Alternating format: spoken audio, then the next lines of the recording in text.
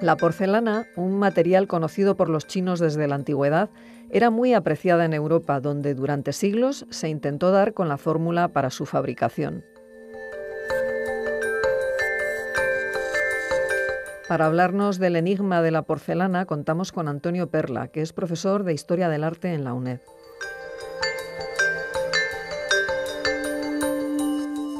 Antonio, ¿qué tal? Bienvenido a Sin Distancias. Hola, ¿qué tal? Sobre este material extraordinario corren muchas historias y la mayoría no se corresponden con la realidad, o al menos no del todo. Por ejemplo, no es exacto que Marco Polo fuese el introductor de la porcelana en Europa, ¿no? En primer lugar, creo que debemos de hablar y saber a qué nos referimos cuando hablamos de porcelana. Todos sabemos y tenemos en mente que la porcelana es de origen chino, pero, claro, cuando hablamos de porcelana tenemos desde aquí, desde Europa, una idea fija en la mente sobre un modelo y un tipo de porcelana, que es fundamentalmente la porcelana del periodo Ming. La dinastía Ming es de la segunda mitad del siglo XIV al siglo XVII, pero la porcelana es muy anterior. Además, China es un país muy grande y no solo se hace una porcelana, sino se hacen muchas porcelanas distintas, con formulaciones distintas. Hablar además de estos términos, de términos artísticos en Oriente es complicado de definir. La prueba está en que ni ellos mismos saben exactamente o se ponen de acuerdo en cuándo empieza a producirse porcelana. Sí hay un acuerdo con que la porcelana se empieza a fabricar de manera constante durante la dinastía Tang, que va del 618 al 907, pero los estudios, sobre todo desde Oriente, hablan de que ya hay conocimiento de porcelanas durante la dinastía Sui, que es del 581 al 617, pero incluso se habla de la posibilidad de que durante la dinastía Han ya se hiciera porcelana. Estamos hablando del 206 a.C. al 220 después de Cristo. Es claro también que desde el primer momento la porcelana ejerce una atracción difícil de explicar en Occidente. Es decir, tenemos constancia de que en Occidente ya existen colecciones durante la Edad Media de porcelanas. ¿Cuándo llega exactamente la porcelana a Europa? No se sabe. No lo sabemos. Lo que sí sabemos es que en los inventarios del duque de Normandía, en 1363, ya se registran la existencia de porcelanas, no de forma aislada, además, sino algo que induce a pensar que efectivamente las coleccionaban, las guardaban, las tenían en cantidades importantes. Lorenzo de Médicis en 1487 también tiene en su inventario porcelanas. Jean de Berry en 1416 también tiene porcelana y sabemos que a través de la ruta de la seda llega a Europa porcelanas. Bueno, pues ya vemos que la porcelana era apreciadísima y que por lo tanto quien diera con el secreto, con el enigma de su fabricación, se haría muy rico, ¿no? Sí, claro. Desde el primer momento se intenta emular esos objetos porque ten en cuenta que cuando desde Holanda se crea la Compañía Holandesa de las Indias, lo que hacen es hacerse con el monopolio de la importación de porcelanas a Occidente. Estamos hablando de los inicios del siglo XVII y lo que se ha convertido la porcelana ya no solo es en un objeto de lujo, sino en un objeto muy valioso que genera una gran producción y movimiento de dinero. Pero antes de eso, antes habías dicho que, y esto es una idea también que tiene mucha gente, que es Marco Polo el que trae la porcelana a Occidente. Bien, Marco Polo no trae la porcelana, al margen de que pudiera traer o no traer algún objeto de porcelana, él no la trae. Él lo que trae es la difusión del conocimiento de la existencia de unas cerámicas a las que, a partir de sus crónicas y sus historias va a llamársele porcelana. Pero es objeto de una confusión terminológica. Hay que recordar que Marco Polo no escribe sus viajes. Sus viajes son escritos por otro autor llamado Rustichello de Pisa, que está preso con él en 1298 en Génova y al que le han consentido que transcriba esas leyendas que Marco Polo ha ido contando repetidamente. A través de esas descripciones es que conocemos realmente esos productos y esas cosas, y en esas descripciones Marco Polo habla de las conchas llamadas porcelana, que son utilizadas en determinadas zonas de China como moneda de intercambio. Son unas conchas nacaradas y de ahí surge esa confusión que lleva a identificar esa cerámica cristalina y nacarada como porcelana. ¿Qué es el nombre de las conchas en italiano, supongo? Es el nombre, no se sabe bien porque también es el nombre en portugués. No se sabe exactamente. Hay que contar también que, obviamente, tenemos otro papel, que es el de las transcripciones y las traducciones que desde el primer momento se hacen de los viajes de Marco Polo. En China, la porcelana se llama Chu, T-Z-U, que es el mismo nombre que se utiliza no solo para denominar a la porcelana, sino también a la loza. Lo cual me imagino que también habrá dado lugar a bastantes confusiones, ¿no? Sí. Pero bueno, vamos al tema del enigma de la porcelana. ¿Quién descubre en Europa cómo se fabrica la porcelana? Durante mucho tiempo se ha puesto el foco en que el objetivo de localizar cómo se hacía la porcelana estaba en la fórmula de la pasta. Es decir, se ha hablado mucho de que los chinos guardan muy celosamente la formulación y de que en Occidente no se llega a esa formulación. Pero en los últimos tiempos lo que hemos comprobado y hemos visto es que el verdadero secreto no era la formulación de la pasta. El verdadero secreto estaba en cómo conseguir las temperaturas necesarias para fundir esa pasta.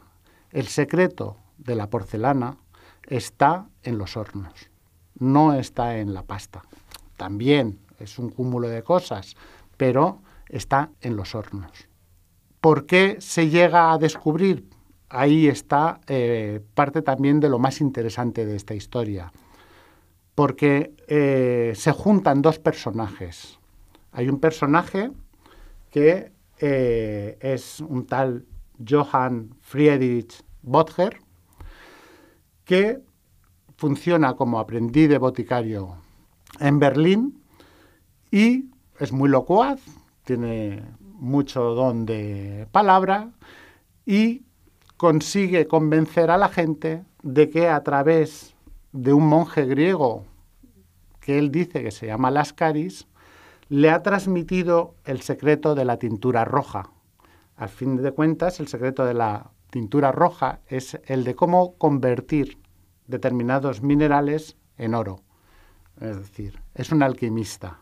Y él consigue convencer de que efectivamente tiene en su mano la forma de la transmutación de los minerales, fundamentalmente del plomo, en oro. Federico I de Prusia está acosado por el empobrecimiento de su reino y Bottger intuye que corre peligro. Efectivamente, Federico I de Prusia intenta apresarle para que revele la fórmula de la transmutación del oro. Y Bottger lo que hace es huir. Huye y es acogido por el elector Federico Augusto I, el elector de Sajonia, quien también le apresa. Y le apresa por las mismas razones, para que le revele el secreto de la transmutación del oro. Pero la historia de Bottger, que es el que durante muchísimo tiempo ha sido calificado como el descubridor de la porcelana, no es una historia individual. Él solo no hubiera llegado probablemente a ese descubrimiento. Böttger, como alquimista, tiene un secreto, y ese secreto es el de la manipulación del calor, del fuego. Para los alquimistas, para transmutar el plomo en oro, se supone que tenían que conseguir temperaturas muy elevadas. Hay otro personaje, que es el conde Herrenfried Walter von Sinhaus, que es un físico de la Universidad de Leiden, en los Países Bajos, que además es químico, es matemático y a lo que se le suma que está especializado en óptica. Bueno, Antonio, ¿y cómo se conocen el alquimista y el científico?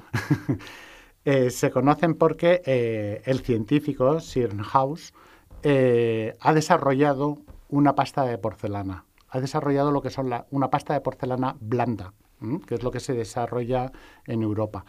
Y esta pasta de porcelana no le convence al elector, a Federico Augusto, porque él tiene una gran colección de porcelanas chinas y sabe, obviamente, diferenciar lo que es una porcelana realmente de lo que llaman, o lo que hemos llamado durante tanto tiempo, porcelanas blandas.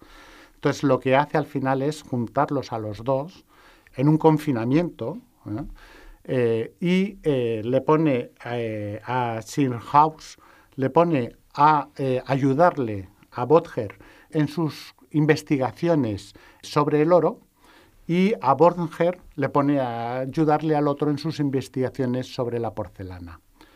Lo que demuestran es que ambos son conscientes de que la clave está en la temperatura a alcanzar con las pastas. Es decir, hasta ahora todo lo que se está elaborando en Europa intentando hacer porcelana son lo que llamamos pastas blandas, que en los últimos tiempos la propuesta es que empiecen a llamárseles realmente falsas porcelanas. ¿Por qué son pastas blandas? Porque son pastas en las que el grado de fusión, como no se puede alcanzar porque técnicamente se carece de los medios para alcanzarlos, se rebaja en las pastas las necesidades de ese grado de fusión. Las pastas de porcelana están formadas fundamentalmente de caolín y de feldespato. De caolín y de petunse. El petunse es un feldespato. Es una roca feldespática fusible. Y el caolín es una roca también feldespática, pero no fusible, pero es blanca. Entonces, se necesita una temperatura muy alta, de 1500 grados, para conseguir fundir esa mezcla. Como en Europa no se sabe cómo fundirlas, lo que se hace es sustituir el caolín por otros productos. En Inglaterra, por ejemplo, se hace la porcelana de hueso. La porcelana de hueso lo que hace es quemar el hueso, conseguir un carbonato de cal del hueso y entonces bajar el grado de fusión, o sea, hacer una pasta que funda a una temperatura a la que ellos podían llegar, que son los 1250 grados aproximadamente.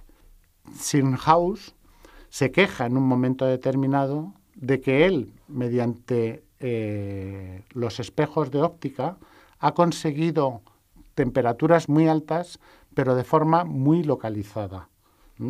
Eso que nos demuestra que él es consciente de que lo que hay que encontrar es la forma de subir la temperatura para que esa pasta funda y cristalice.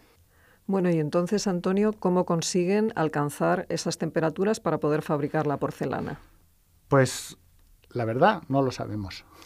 No sabemos cómo lo consiguen. Lo único que sabemos es que el 11 de octubre de 1708 muere Sinhaus y el 28 de marzo del 1709 Böttger anuncia que ha descubierto la porcelana y presenta una muestra. Y lo que sabemos a continuación es que tras ese descubrimiento, en 1710 se crea la primera manufactura de porcelanas reales en Europa, en Meissen. Después vendrá en 1719 la de Viena y en 1720 la de Venecia y en cascada todas las demás. No consiguieron mantener el secreto de la fabricación. No.